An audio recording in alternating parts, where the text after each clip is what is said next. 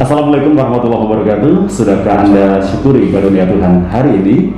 Halo teman-teman, apa kabar? Ketemu lagi bersama dengan saya Dahri Iswanto, dan di vlog edisi kali ini saya kembali punya bintang tamu, dan ini adalah edisi spesial karena bintang tamu kita kali ini adalah seorang petugas pemakaman jenazah korban COVID-19 di Kabupaten Kebumen. Sebagai informasi untuk Kabupaten Kebumen sendiri, sampai saat ini kasus COVID masih terus meningkat, angka kematian meningkat, dan juga jumlah yang positif serta dirawat juga semakin meningkat. Nah, pandemi yang sudah berlangsung sejak awal 2020 sampai sekarang ini ternyata mendatangkan tantangan untuk berbagai pihak, tidak hanya dari instansi kesehatan atau juga dari sisi ekonomi, tapi juga ada beberapa sisi-sisi yang ternyata kemudian harus bersentuhan secara langsung, karena memang itu adalah protokol dalam penanganan korban meninggal dari COVID-19, yaitu petugas pemakaman. Jadi jenazah korban COVID-19 itu tidak boleh dimakamkan oleh sembarang orang, tapi ada petugas khusus yang memang sudah ditentukan oleh Satuan Gugus Penanggulangan Bencana Pandemi COVID-19 ini dari pemerintah pusat, dan aplikasinya di pemerintahan daerah Kabupaten Kebumen juga ada. Dan saat sekarang ini beliau Pak Imam Suroto.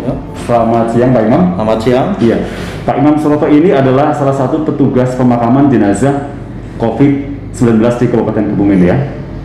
Oke. Pak Imam sendiri sebelum ditunjuk sebagai petugas pemakaman jenazah korban COVID-19, apakah memang juga sudah melakukan hal yang sama sebelumnya? Oke.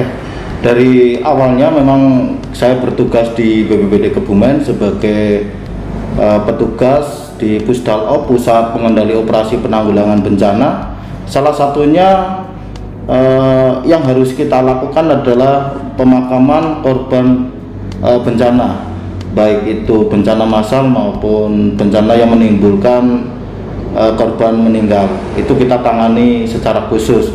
Memang perlakuannya juga khusus, sama seperti pemakaman pada korban pandemi COVID-19. Tentunya awal mula ketika kita ditunjuk atau memang sudah sesuai rapat di internal BPBD maupun memanggil beberapa relawan yang masuk di dalam tim khusus, yaitu tim pemakaman. Saya sendiri sebagai koordinator pemakaman. Memang tantangan bagi kita karena bukan main-main. Pandemi ini kan nggak kelihatan ya penyakitnya seperti apa, terus bentuknya seperti apa, kita tidak bisa dilihat dari mata telanjang. Tapi apa iya kalau kita tidak ada yang mau melaksanakan pemakaman dengan resiko yang amat besar? Tentunya makanya kita tetap safety nomor satu. Hanya keyakinan kita ketika kita bantu orang lain, kita akan dimudahkan segalanya, prosesinya maupun yang lain. Tentunya banyak hal lah yang harus kita lakukan untuk melaksanakan pemakaman di korban yang terpapar COVID maupun PDP. Ada tantangan tersendiri dari medan yang berat, terus resiko yang harus kita tanggung, dan terlebih lagi kalau keluarga korban tidak terima, ini banyak negosiasi, banyak sosialisasi. Itu yang mesti kita lakukan dengan pendekatan kultur, pendekatan emosional, dengan pendekatan yang tidak kalah penting adalah kearifan lokal. Pasti kita akan di situ. Jadi sebelum kita melaksanakan pemakaman, kita akan sosialisasikan dulu face to face dengan keluarga korban bahwa protokol ini yang harus kita lakukan. Iya, tadi disebutkan bahwa keluarga korban itu tidak terima. Dalam bentuk apa mereka mengungkapkan ketidakterimaannya, Pak Imam? Ya, biasanya gini, di beberapa rumah sakit, kebetulan kita temui di rumah sakit swasta maupun punya Pemda, RSUD, Biasanya keluarga korban itu takut ya, setelah keluarganya meninggal terus harus memakai protokol COVID. Yang pertama, takut tidak sesuai dengan syar'i pemakamannya. Yang kedua, mereka dikucilkan di masyarakat karena stigmanya masih menganggap ketika kena COVID itu harus dijauhi ya. Iya, betul, harus dijauhi.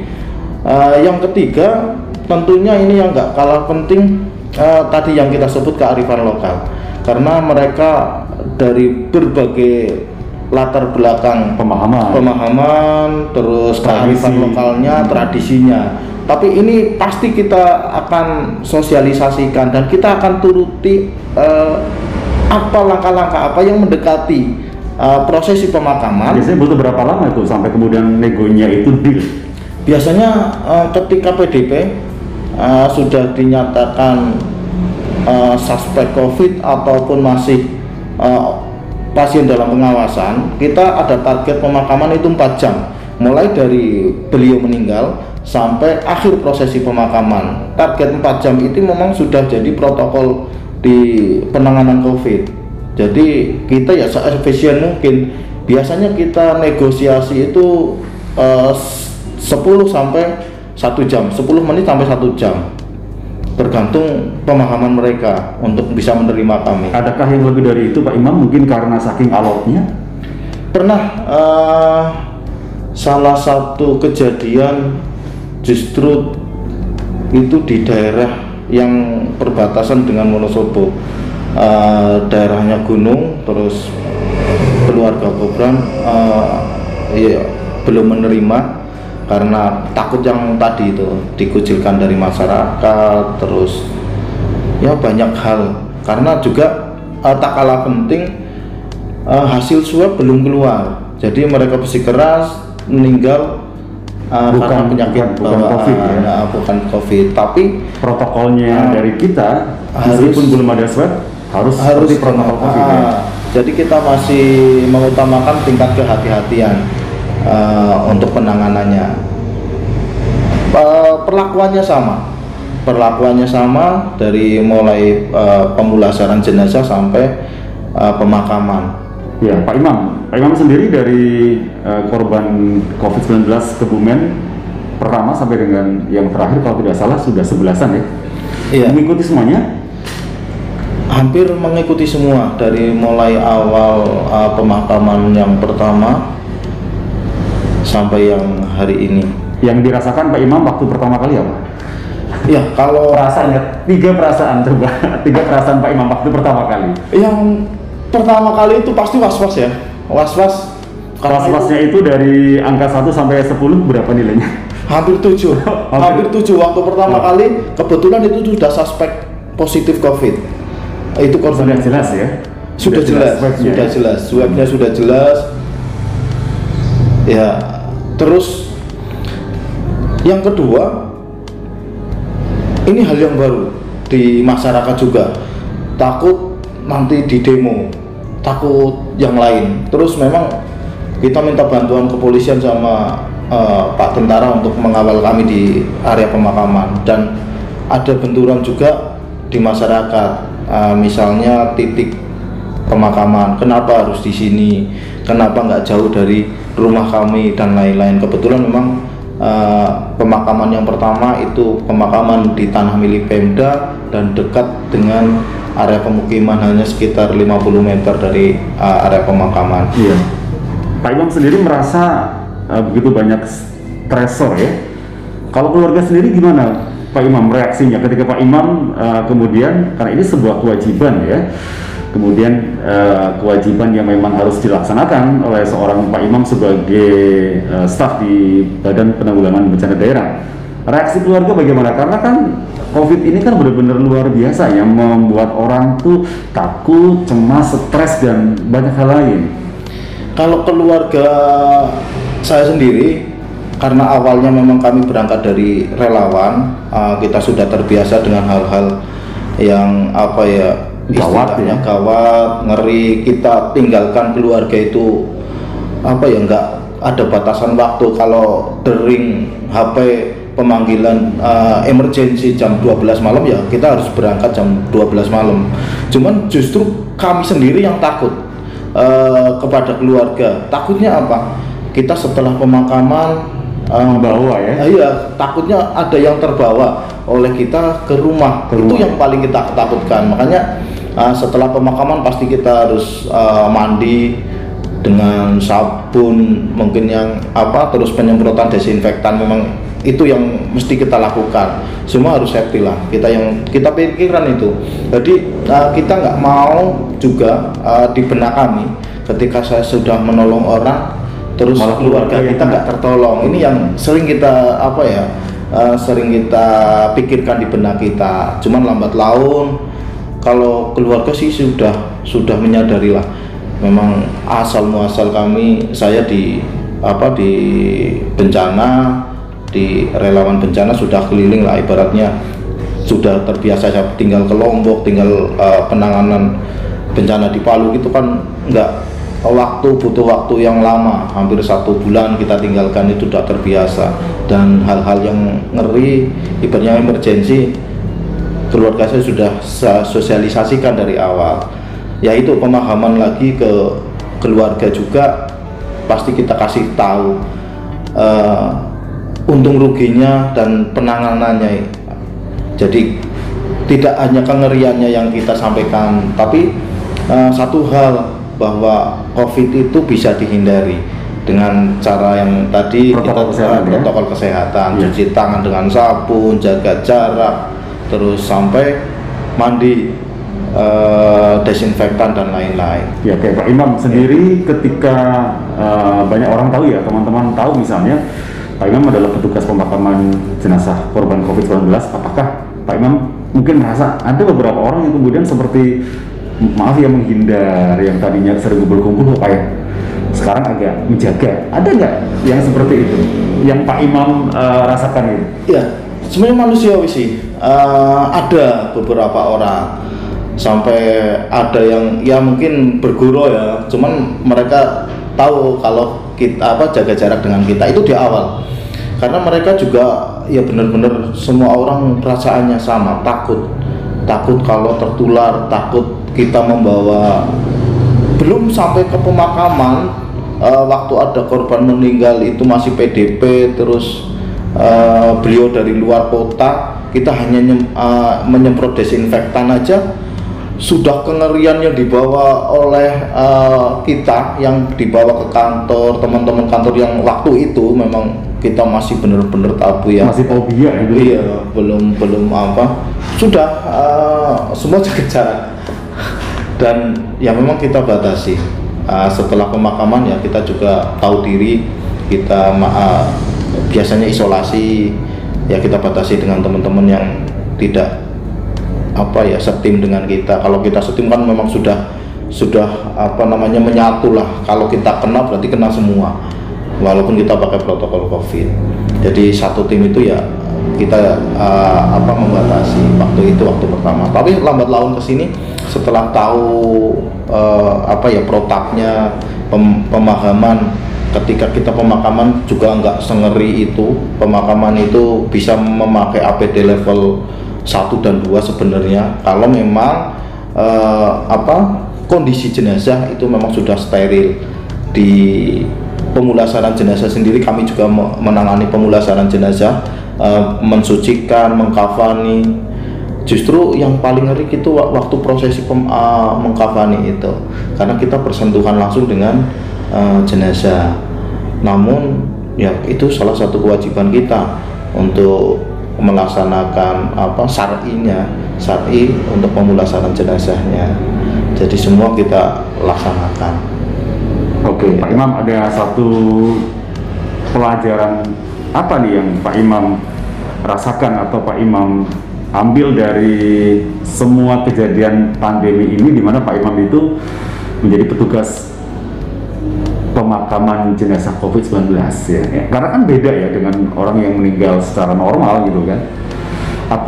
Apa nilai yang Pak Imam merasakan atau dapatkan dari adanya fenomena seperti ini?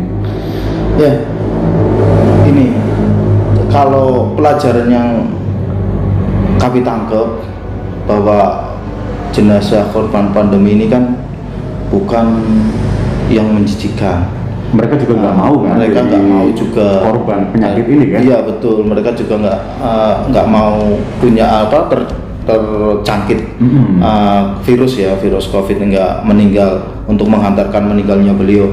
Tapi sisi lain yang kita yakini bahwa mereka itu meninggal sebagai syuhada, sebagai mati syahid. Nah di sisi lain juga ini ketika kita bisa menolong mereka, karena tidak semua orang bisa bertugas di pemakaman itu dan tidak semua orang mau kan? Iya, tidak semua orang mau. Tentunya ini satu pelajaran bahwa nilai keikhlasan serah diri kita kepada Allah Subhanahu wa Ta'ala sebagai seorang petugas yang sedikit sekali dengan jarak antara virus dengan kita, tingkat kepasrahan, tingkat kepasrahannya ya sudah, saya pasrahkan. Teman-teman juga ayo, daripada kita hanya berandai-andai dengan was-was, kita serahkan aja diri kita ke yang kuasa. Apa yang mesti kita terima? Kalau tujuan kita baik, insya Allah kita pasti dilindungi. Dan sungguh luar biasa dari hasil rapid test teman-teman semua, itu hasilnya tidak ada yang reaktif, padahal malamnya kita baru selesai pemakaman, siangnya langsung kita rapid test. Terus begitu selanjutnya, kita nggak cuma rapid test waktu itu 1-2 kali, hampir setiap ada event setelah rapid test pemakaman langsung rapid test. Iya, rapid test, atau 1 minggu setelah pemakaman yang positif kita rapid test. Alhamdulillah teman-teman masih dilindungi oleh Allah, masih aman semua, dan sampai detik ini ya alhamdulillah mereka tidak ada yang reaktif dan masih diberi kesehatan. Ya mudah-mudahan sampai pandemi ini berakhir, sahabat-sahabat yang di penanganan COVID tetap masih diberi kesehatan, masih diberi kekuatan. Baik Pak Imam Suroto, terima kasih untuk ceritanya di vlog saya edisi kali ini.